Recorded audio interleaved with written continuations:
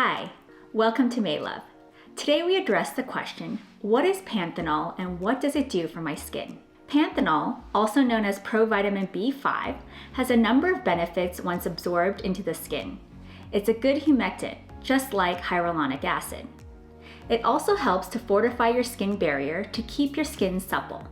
And on top of all that, it's a very good anti-inflammatory as well. When you're looking for skincare products with Panthenol in it, at Maelove, we recommend a 1% concentration of Panthenol or more. If you're new here, my name is Jackie and I'm the CEO and Chief Product Obsessor here at Maelove. As usual, you can click on the link below for the full write-up of this video.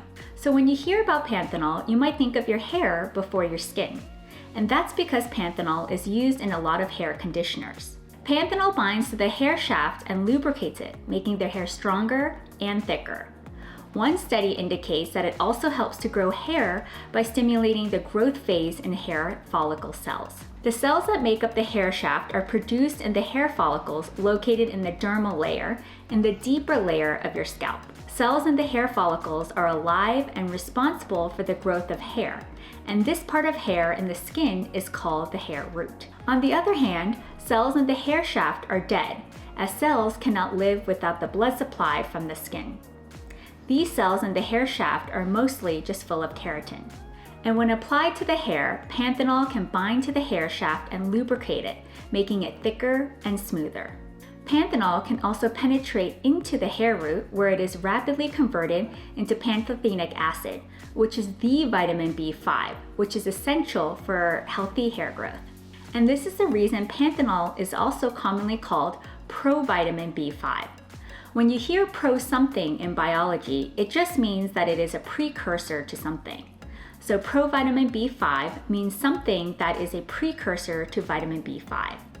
Now, what is lesser known perhaps is that Panthenol has been used for over 70 years to treat skin conditions in people of all ages and people with various skin conditions. So Panthenol isn't just good for your hair, but also for your skin. Panthenol has been used to treat eczema, nappy rash in infants, diabetic skin conditions, or as a general ointment in wound healing. It is also known to help repair a damaged skin barrier, to reduce skin irritation and redness, and to function as a powerful anti-inflammatory. So what exactly is Panthenol? Panthenol is an alcohol form of pantothenic acid, which is the vitamin B5. More specifically, a form of Panthenol called D-panthenol or dexpanthenol is typically used in skincare. The INCI name for dexpanthenol is just Panthenol, which is what you would see in ingredient labels. Panthenol is also known as panthenol and panthenol alcohol. You might see these terms instead when you try to look up Panthenol in scientific papers. I have mentioned that Panthenol is an alcohol form of pantothenic acid. When you think of alcohol, you may think of the ethanol in your beverages or the isopropyl alcohol in your hand sanitizer. However, the chemical definition of alcohol is different from what people generally call alcohol. Chemically, it basically means you have hydroxyl group bound to a carbon atom, and a ton of different substances you may not associate with the properties of alcohol or alcohols. Some alcohols, like cetyl alcohol, are waxy solids at room temperature, while Panthenol is a thick liquid at room temperature. So when you see something alcohol in an ingredient labeling, it could be they are waxy and viscous rather than something akin to drinking or rubbing alcohol that you might be more familiar with in everyday life. Now, going back to Panthenol, what is it good for? So Panthenol is a humectant, emollient, and moisturizer that can penetrate the skin and hair to provide deep hydration and nourishment. How it works is that once Panthenol is absorbed into the skin, it is rapidly converted enzymatically into pantothenic acid. While pantothenic acid is the actual form of vitamin B5, Panthenol is preferable as a topical ingredient as it penetrates the skin better and is more stable at room temperature. That's why in skin and hair care, you see provitamin B5 instead of just vitamin B5. Pantothenic acid, just like hyaluronic acid, is hygroscopic, which means it attracts and holds water.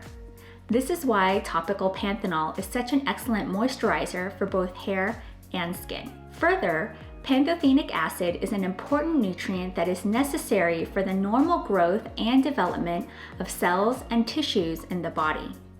And this is because it is a key component of coenzyme A, which is an important molecule that helps with many different metabolic processes in the body, such as breaking down and creating fats. Specifically, coenzyme A helps the body to burn fat for energy and helps the skin to produce the fatty acids that make it waterproof. This means it helps to keep your skin healthy and strong, but making it more resistant to water and other elements. Without enough pantothenic acid, the skin's barrier may not function properly and may become more vulnerable to damage and infection. Panthenol appears to be an effective anti-inflammatory as well.